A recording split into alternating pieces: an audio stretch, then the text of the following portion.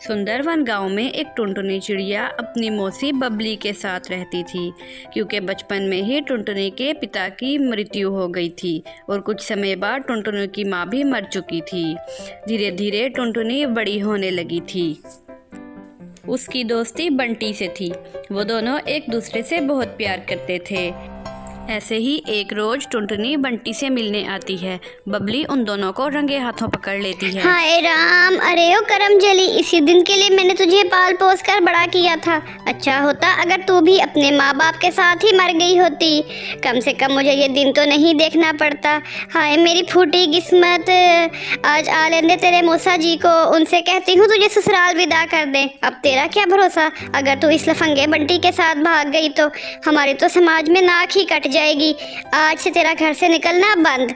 मौसी जी आप ऐसा ना करो, बंटी के बिना मैं मर जाऊंगी। मैं और ये एक दूसरे से बहुत प्यार करते हैं। बबली टुनटुनी की एक नहीं सुनती और उसे घर ले जाती है।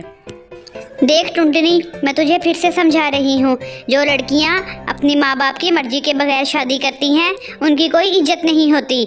मेरी मान, मैं तेरा अच्छा रिश्ता ढूंढकर शादी करवा दूँगी। उस लफंगे बंटी को भूल जा, वो तेरे लायक नहीं है। नहीं मौसी, वो ऐसा बिल्कुल नहीं है जैसा आप सोच रही हैं। वो बहुत अच्छा है, वो मेरा बहुत ख्याल रखता है। मैं तो बंटी से ही शादी करूँगी। बबली मजबूर हो जाती है। वो एक रोज टुनटुनी की शादी बंटी से ही करवा देती है। बंटी एक गरीब घराने का था। शादी के बाद उसका टुनटुनी के साथ व्यवहार बहुत बदल जाता है।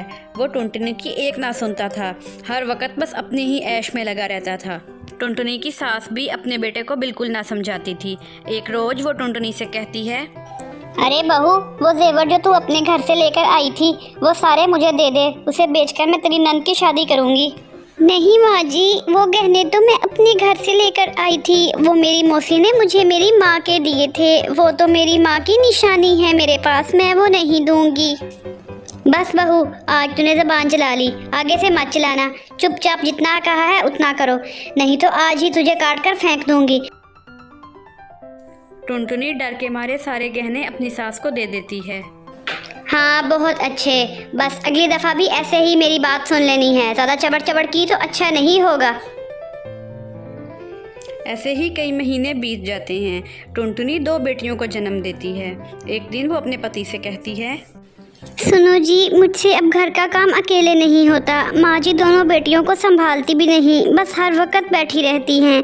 ज़रा उनसे कह दो कि मेरे साथ घर के कामों में हाथ बटा दिया करें, या फिर मेरी दोनों बेटियों को थोड़ी देर के लिए संभाल लिया करें। क्यों रे करम जली, मेरे बेटे को भड़का रही है? बेटियों का बहाना करके खुद आराम करना चाहती है। बस इतना कहना ही था कि टोनी चिड़िया टुनटुनी से लड़ाई करने लग जाती है। अब तो हर रोज़ लड़ाइयाँ होने लगती हैं। तंग आकर एक रोज़ टोनी चिड़िया अपनी दोनों बेटियों को लेकर अपने ससुराल से चली जाती है।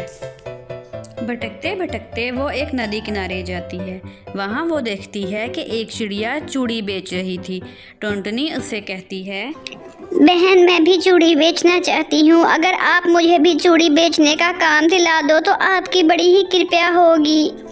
ठीक है बहन, मैं तुम्हें भी चूड़ियाँ देती हूँ, तुम उन्हें बेच आओ, जो मुनाफा होगा वो आधा आधा। अब टुनटुनी भी चूड़ी बेचने लगती है। चूड़ी ले लो, चूड़ी ले लो, रंग बिरंगी चूड़ी ले लो। अरे बहन, ये हरी वाली चूड़ियाँ मुझे दे दो। टुनटुनी के अच्छे व्यवहार के कारण बहुत सारे पक्षी इससे चूड़ी खरीदते थे। पीली काकी, मैंने सारी चूड़ियाँ बेच दी हैं, ये लो पैसे। आपने मुसीबत में मेरी बहुत मदद की, बस थोड़ी सी मदद और कर दीजिए। मेरे रहने की कोई व्यवस्था हो जाती तो बहुत अच्छा होता। बस इतनी सी बात, तू चल मेरे साथ। आपका बहुत बहुत धन्यवाद, आपने मेरी बहुत मदद की। इस बेरहम दुनिया में कोई किसी की इतनी मदद नहीं करता। बस फिर उस दिन के बाद टुनटुनी पीली काकी के साथ उसके घर में खुशी खुशी रहने लग जाती है। इस कहानी से हमें ये सीख मिलती है कि हमें हमेशा अपने माँ बाप का कहा सुनना चाहिए। टुनटुनी ने अपनी मौसी की बात ना मानकर बहुत गलत किया और उसके साथ बहुत बुरा हुआ। Kindly subscribe my channel and press the bell icon for more interesting videos. Thank you.